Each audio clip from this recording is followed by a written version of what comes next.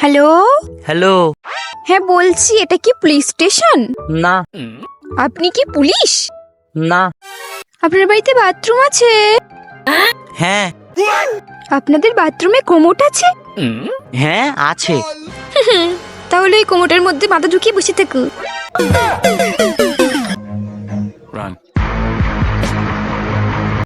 10 minutes later.